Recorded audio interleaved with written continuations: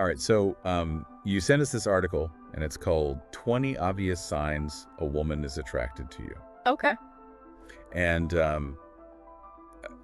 I think it's safe to say you're trying to up your attraction game here. Mm-hmm. So we're going to take a deep dive into these signs today, but we're not going to just list them out. Yeah. We're going to kind of break them down and try to figure out the why behind all these subtle cues. Yeah, exactly. Because I think when you know the why behind it, it just makes you be able to read them better, but also I think use them better as well. Yeah, so no more wondering if she's just being polite or if there's like a genuine spark. Right. We're gonna unlock the secret language of attraction. Yeah, I like to think of it as less of a secret language and more of as a subconscious dance.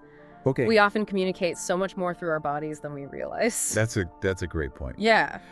So to kind of make sense of these 20 signs, Okay. maybe we can try to like group them into some categories. Okay. Starting with like the most subtle ones, Right. and moving towards the more obvious ones. Okay. What do you think? Absolutely.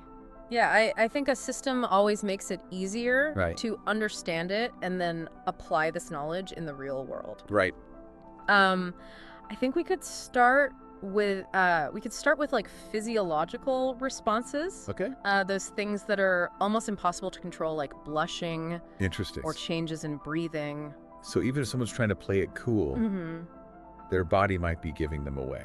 Right. It's like your nervous system has a mind of its own. Okay. So, for instance, blushing. Okay. That's triggered by a rush of adrenaline, Mm-hmm. which happens when we experience strong emotions, like, Okay. say, attraction. Okay. The adrenaline dilates your blood vessels, Mm-hmm. and boom, flushed cheeks. Okay, so if someone's cheeks are turning pink around me, that's a good sign, right? It could be, Okay. especially when it's accompanied by other signs. Okay. But blushing on its own could just be embarrassment. Okay. You know, it's important to consider the context and look for clusters of cues, Got it. not just an isolated incident. Clusters of cues, not just isolated incidents. Yeah, that makes sense. Exactly. What are some other physiological responses that we should be paying attention to? Well, rapid blinking is an interesting one. Okay. Our blink rate tends to increase when we're aroused or excited.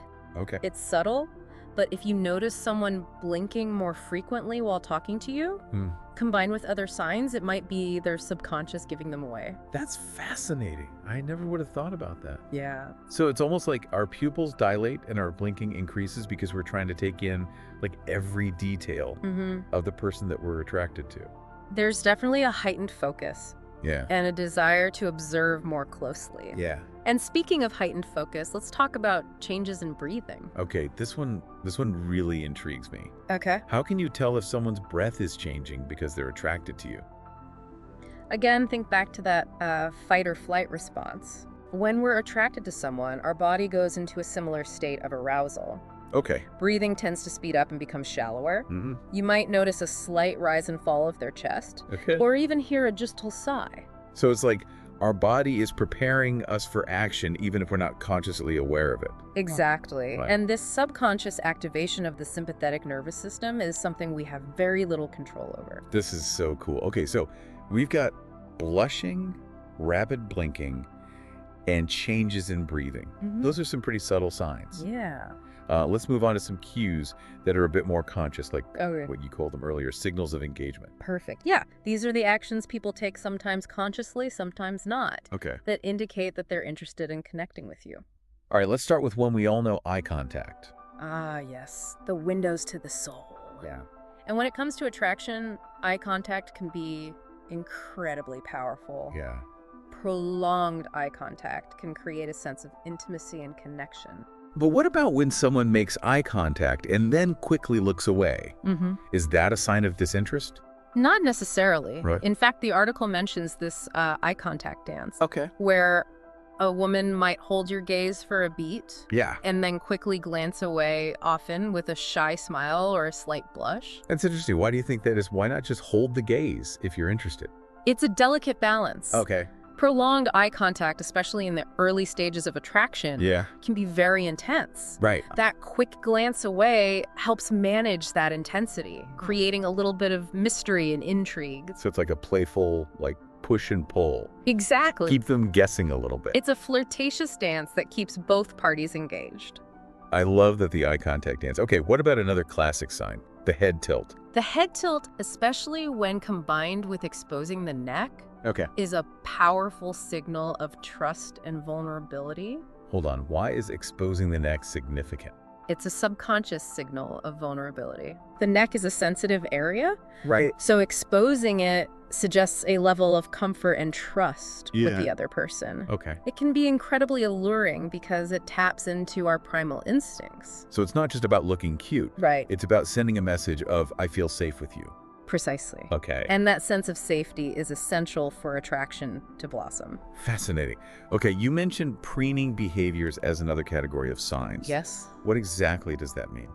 Preening behaviors are all about making oneself more attractive to a potential mate. Okay. It's that instinct to put your best foot forward, so to speak. So we're talking about things like adjusting your hair.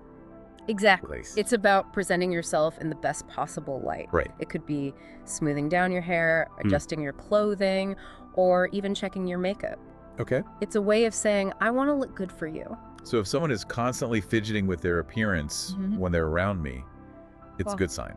It could be, Okay. but as always, context matters. Right. If they're doing it exclusively or more frequently when you're around, it could definitely be a sign they're trying to impress you. Okay, so preening behaviors. Yeah. Check. What about another sign the article mentioned, lip biting? Ah, lip biting. Yeah. It's a classic sign of attraction. Yeah. And for good reason. Why? It draws attention to the lips, Okay. which are highly sensitive and connected to pleasure. So it's like a subtle, hey, pay attention to my lips kind of thing. It can be interpreted that way. All right. Lip biting often occurs when someone is feeling nervous, excited, or aroused. Yeah. It's a way of self-soothing, but also a way of highlighting a feature Right. that's associated with intimacy. I see. So it's like a subconscious way of like amplifying those feelings of attraction. This is so interesting. I'm starting to see everyday interactions like in a whole new light. That's the beauty of understanding body language. It Right. unlocks a deeper level of communication. Okay, we've covered some great ground here from blushing to lip biting. Right. But there are still more signs to unpack. Yes. And I'm really curious to see what other insights we can glean. Absolutely. We've just scratched the surface of this fascinating world. Okay. Yeah. So we've explored some of the more subtle signs of attraction, like the ones that are almost involuntary. Yeah. But let's move on to some cues that are a bit more deliberate. Okay, so you're talking about things people do consciously to signal their interest. Absolutely. These are the actions that often take a bit more courage, Okay. but they can also be much more telling. Oh, I'm intrigued. Yeah. Let's start with one that's both exciting and a bit nerve-wracking, touch. Touch. Yeah. Touch is such a powerful way to build connection and intimacy. Right. It's a way of crossing that invisible barrier and establishing a more physical bond. But how do you know if a touch is just friendly or if it's something more... I mean, accidental bumps happen all the time. You're right. Not all touches are created equal. We're Yeah. talking about deliberate, meaningful touches. Okay. A light brush on the arm during a conversation, a playful tap on the shoulder, or even lingering a bit longer when handing something to the other person. So, like, those seemingly innocent touches can actually be loaded with subtext. Absolutely. It's a way of testing the waters. Okay. Seeing how receptive the other person is to physical contact. That makes sense. What about personal space? How does that play into attraction? Ah, yes, the dance of proximity. Okay. Think of personal space as a bubble that expands and contracts, depending on our comfort level with the people around us. Okay. When we're attracted to someone, that bubble tends to shrink a bit. So if someone is consistently, like, positioning themselves close to me, that's a good sign. It can be. Okay. It might mean choosing to sit next to you, standing a little closer than usual, or even finding excuses to briefly enter your personal space. Okay. Interesting. But how do you distinguish between someone who's genuinely attracted to you and someone who just has, like, a smaller personal space bubble in general? That's where observation is key. Okay. Pay attention to their behavior with others. Do they exhibit the same level of closeness with everyone, or is it specific to you? Right. Are their movements towards you subtle and gradual, or are they more overt and sudden? So it's all about noticing those subtle shifts and seeing if there's a pattern. Exactly. It's the consistency and context that tell the real story. Okay, so we've got touch, we've got personal space. Yeah. The article also mentions open body language. Yes. What does that look like and why is it significant? Open body language is all about signaling approachability and interest. Right. It's the opposite of closed-off postures like crossed arms or a turned-away body. When someone is attracted to you, they'll often subconsciously mirror your movements, angle their body towards you, and keep their arms and legs uncrossed. So it's like they're creating like a welcoming space. Precisely. It's a nonverbal way of saying, I'm open to you, I'm interested in what you have to say, and I'm not creating any barriers between us. This is making me rethink all those times I've crossed my arms without even realizing it. We all do. Yeah. But becoming aware of these subtle cues can make a big difference in how we perceive and interact with others. All right, what about something a little more playful like leg movements? Okay. The article mentions crossing and uncrossing legs as potential sign of attraction. Leg movements, especially when done repeatedly or in a slightly exaggerated way, can be a subtle form of flirting. So if someone is constantly like crossing and uncrossing their legs while talking to me, it could be a sign they're interested. It's possible. Think about it. Okay. Leg movements draw attention to the legs. Yeah. And create a sense of movement and energy that can be quite alluring.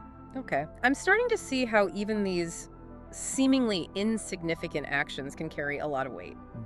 What about laughter? Okay. The article says that laughing at someone's jokes, even if they're not that funny, can be a sign of attraction. Laughter is such a powerful way to create a connection. Yeah. Even if the jokes themselves aren't particularly clever. Right. It's about expressing enjoyment. And showing appreciation for the other person's attempts at humor. So it's not about the quality of the jokes, it's about the intention behind the laughter. Exactly. When someone is attracted to you, they're more likely to find your jokes funny. Okay. Simply because they're enjoying your company. Yeah. And want to make you feel good. That's really fascinating. Okay. What about the last two signs the article mentioned, touching the neck or lips, and changes in voice tone? Both of those are intriguing cues that can reveal a lot about someone's subconscious feelings. Okay.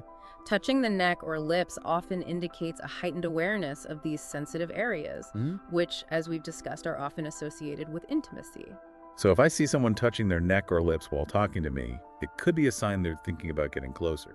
It's definitely a possibility, especially when combined with other signs of attraction. Okay, what about voice tone? How can that signal attraction?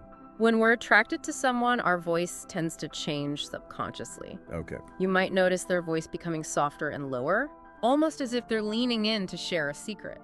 That makes sense. It's about creating a more intimate and inviting atmosphere. Exactly. And remember, these vocal changes often happen unconsciously. Right. So they can be a very reliable indicator of someone's true feelings. Okay, so we've covered a lot of ground here, from the subtlest of physiological responses to more overt actions like touch and open body language. And we've learned that it's not just about individual signs, Right. but about looking for clusters of cues. Yes. And considering the context of the interaction. That's right. It's like putting together pieces of a puzzle Yeah. to reveal the bigger picture. Exactly. And the more you practice observing these cues, Yeah. the more attuned you'll become to the subtle language of attraction. Okay, so we've really dug deep into the nuances of body language. You Yeah. know, from those fleeting physiological responses to the bolder gestures, you know. Yeah. We've covered a lot of ground. It's fascinating how much we communicate without even saying a word. Absolutely. But before we wrap up this deep dive into attraction, there's a couple more points I wanted to touch on from the article. Okay. It mentions that when a woman like dresses up more than usual, especially when she's around you, Yeah. it's a pretty strong sign that she's trying to catch your eye. That's a classic sign. Yeah. And it speaks to the power of presentation. Okay. When we're attracted to someone, we want to look our best for them. Yeah. We might choose clothes that flatter us, put on a little extra makeup, or style our hair differently. So it's not just about looking good in general. Right. It's about making a specific effort Exactly. for that person. It's like saying, I care about what you think of me, Right. and I want to present the best version of myself. That makes a lot of sense. Okay, last but not least, the article brings up this intriguing topic of mirroring. Yeah. Can you explain how that works in the context of attraction? Mirroring is a fascinating phenomenon that happens subconsciously when we feel a connection with someone. We subtly mimic their movements, posture, and even their speech patterns. So if I notice someone subtly mirroring my actions, that's a good indicator that they're feeling some level of attraction. It can be a very strong indicator, especially when combined with other signs that we've talked about. Right. Think about it, when we mirror someone's behavior, Yep. we're essentially creating a sense of harmony and synchronicity, Yeah. which can enhance feelings of connection and rapport. This is incredible. I'm starting to realize that attraction is like this intricate dance of subtle cues and subconscious responses. That's a beautiful way to put it. Yeah. It's a dance we all participate in, whether we're aware of it or not. So we've explored a whole spectrum of signs, from those telltale blushes and changes in breathing to more conscious actions like touch and mirroring. Right. And we've learned that it's not about any single sign, Yeah. but about looking for clusters of cues, Exactly. considering the context of the interaction. And perhaps most importantly, we've learned that understanding the psychology behind these signs can help us navigate the world of attraction Absolutely. with more confidence and awareness. I think so too.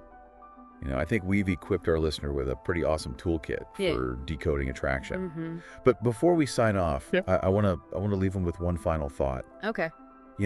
We've been focusing on recognizing the signs that someone else is attracted to us. Right. But what about our own signals? Oh, that's a good point. How can we be more aware of the messages that we're sending? That's such an important question. Yeah. Attraction is a two-way street, after all. Right. Being aware of our own body language allows us to communicate our interest in a more authentic and intentional way. Yeah. It's about being open and receptive, both in reading signals and in sending them. Well said. So to our listener, as you continue exploring this fascinating world of attraction, remember to not only observe the signs around you, but also to be mindful of the signals you're sending out into the world. I love that. Happy decoding, everyone.